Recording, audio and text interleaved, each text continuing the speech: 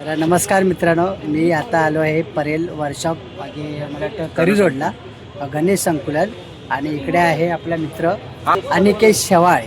तर हा आपला जुना मित्र आहे आणि त्याच्याकडे मी सुद्धा खूप काम केलेलं आहे. तर बरं वाटलं की आज तो भव्य दिव्य अशा मूर्त्या बनवतो गणपती बाप्पाच्या. बघाल ना तुम्ही तर अप्रतिम अशा जवळजवळ खूप मोठ्या मूर्त्या आहेत. तर आज आपण त्यांच्याकडून जाणून घेणार आहोत की गणपती बाप्पा बनवते वेळी. भाऊ नमस्कार. गणपती बाप्पा बनवते वेळी तुम्हाला मनामध्ये काय फिलिंग होते आणि कशा पद्धतीने तुम्ही गणपती बाप्पा बनवता?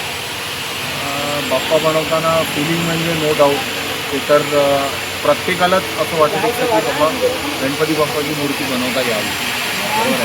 तर बाप्पाने आपल्याला ते निवडलेलं आहे त्या काम करण्यासाठी. तो आम्ही त्याचे आभार मानतो आणि त्या कलेचा रिस्पेक्ट करतो, कारण की ही कला प्रत्येकालाच अवगत होते असं नाही आहे. तर मला त्या कलेचा अभिमान आहे. बरं, तुम्ही ज्या वेळेला तुम्हाला स्केच देता ते स्केचप्रमाणे कशी कल्पना सुचते तुम्हाला की असं सेम टू सेम बनणार? काही चित्र मंडळाची असतात, काही चित्र समजा आमची संकल्पना असते, कोणी चित्रकार असतात त्या चित्रकारांची पण संकल्पना असते. प्रत्येक गोष्ट म्हणजे प्रत्येक मूर्ती ही काय वास्तविक जीवनाशी संबंधित असते असंच नाही आहे. काही आध्यात्मिक गोष्टीचा वापर करून केलेली असते, काही गोष्टी पौराणिक गोष्टीचा वापर करून केलेली असते, आताच्या ज्या नवीन चालू घडामोडी आहेत त्याच्यावरती अवलंबून केलेली असते.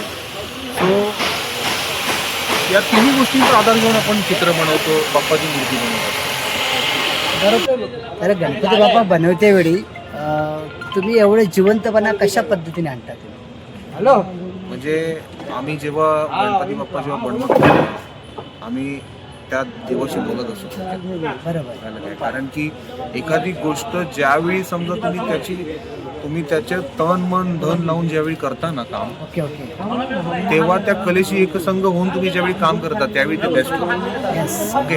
आणि तो बाप्पा परफेक्ट आकारात होतो. तर मित्रांनो, खरंच खूप बरं वाटतं. गणपती बाप्पा बनवते वेळी काय वाटत नाही, पण जेव्हा तसं तयार होतो तसा त्या गणपती बाप्पामध्ये आकार येतो आणि जिवंतपणा येतो आणि त्यामध्ये मनापासून श्रद्धेने तो काम जेव्हा करतात हे सगळे कलाकार लोक, तेव्हा खऱ्या रूपाने गणपती बाप्पा अगदी जिवंतपणा वाटतो आणि खरंच खूप भारी वाटतं. या ठिकाणी सगळे गणपती बाप्पा तयार करत असताना सगळ्यांचा हातभार लागला असतो.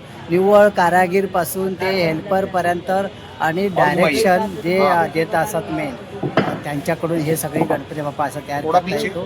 तर आपण त्यांच्या कारखान्यात आलो, खूप बरं वाटलं आणि ते सुद्धा खूप बिझी आहेत आता.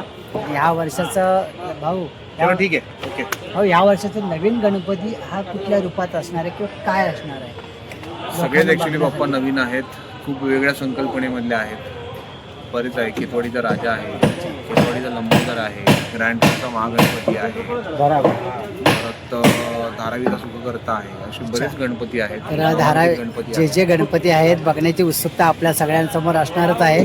तर तुम्ही नक्कीच या अनिकेत भाऊंना च्या कारखान्यात व्हिजिट द्या. गणपती बाप्पा बुकिंग करायला सुद्धा या.